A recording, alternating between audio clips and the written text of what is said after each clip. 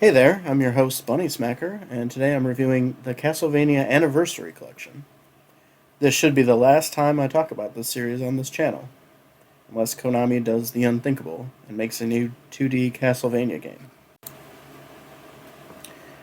We'll start with the original Castlevania, released in North America on April 30th, 1987. This game was rated by IGN in their top 100 games for the Nintendo Entertainment System at number 19. While a respectable number, I'd put it somewhere in my top 10. A close observer would notice that I have its box art behind me during my streams.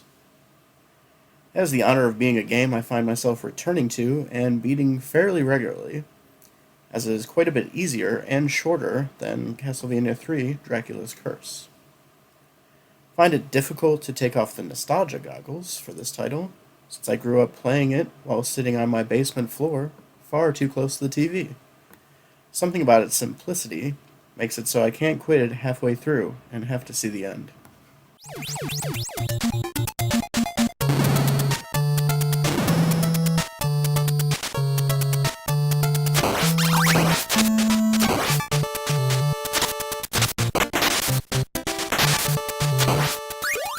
Now on to Castlevania II, Simon's Quest.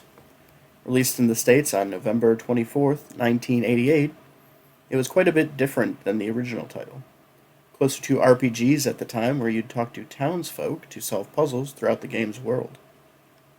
This title tends to get overblown on the internet with negativity, and while it had cryptic puzzles at the time, it is far more accessible to play thanks to the internet. You can really see the influence it had on Miyazaki and From Software when it comes to storytelling and unreliable NPCs for the Dark Souls series.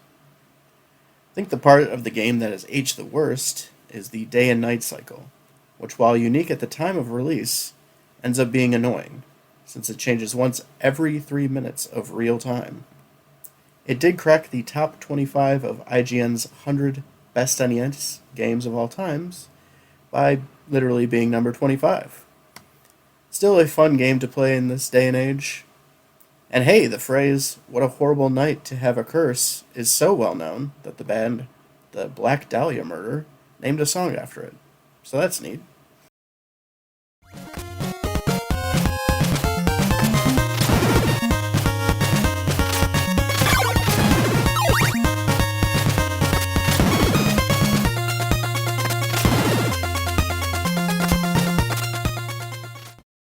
Here it is, my favorite of the classic Castlevania games, Castlevania III, Dracula's Curse.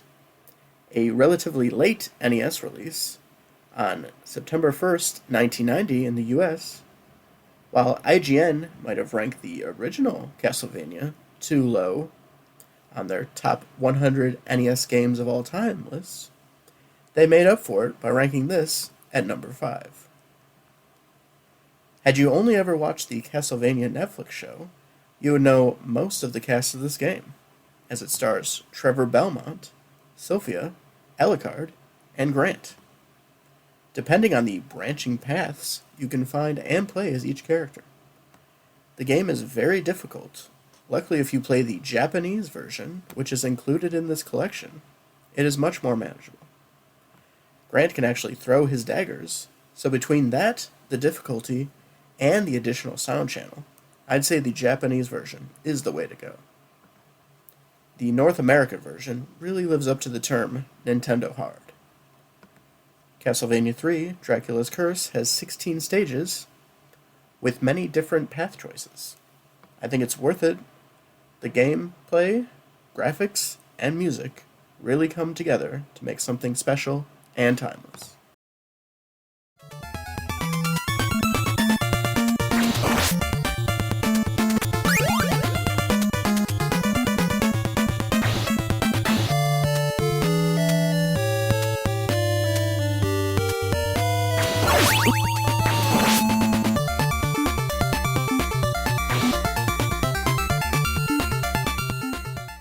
Now moving on to the Super Nintendo Entertainment System with Super Castlevania IV.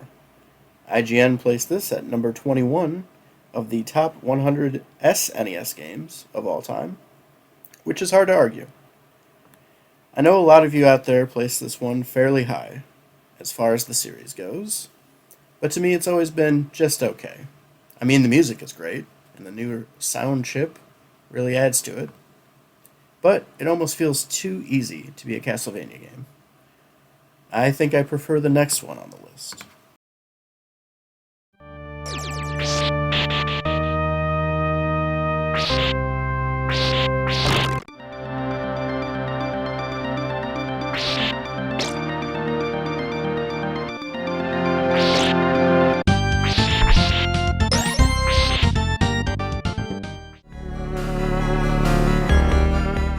And that being Castlevania Bloodlines. Now, I do think the Sega Genesis has a weaker library, but this might be my second favorite game on the system after Sonic the Hedgehog 2. IGN placed it at number 7 on their top 35 Sega Genesis games. While the game is technically a spin off, I'd say it feels more in line with the NES counterparts than Super Castlevania IV, which is a remake of Castlevania 1, and frankly a dumb name for a video game. It'd be like if Super Metroid was called Super Metroid 3. Like, yeah, it makes sense. It's the third Metroid. But you can't get the first ones on Super Nintendo, so you could just call it Super Metroid, so you could just call it Super Castlevania. Anyways, you can choose between the traditional whip-wielding protagonist John or the new spear user Eric. This adds to its replayability, with each character having 2 different endings. Honestly, this whole collection is worth it just to experience Bloodlines and Castlevania III, Dracula's Curse. Also, there are some Game Boy games and a comedy spin-off where you play as Kid Dracula in this collection. Really, the only negative I would give this collection is it's missing Rondo of Blood and the demake for the SNES, Dracula X. Other than that, it's 5 great games, and 3 games which are also here. I think you got it on sale for like $5, which feels like a steal. So, I hope you got something out of this video. Feel free to defend Kid Dracula in the comments below. Thanks as always to those who subscribe, and I'll see you in the new year. Alright, thanks. Bye.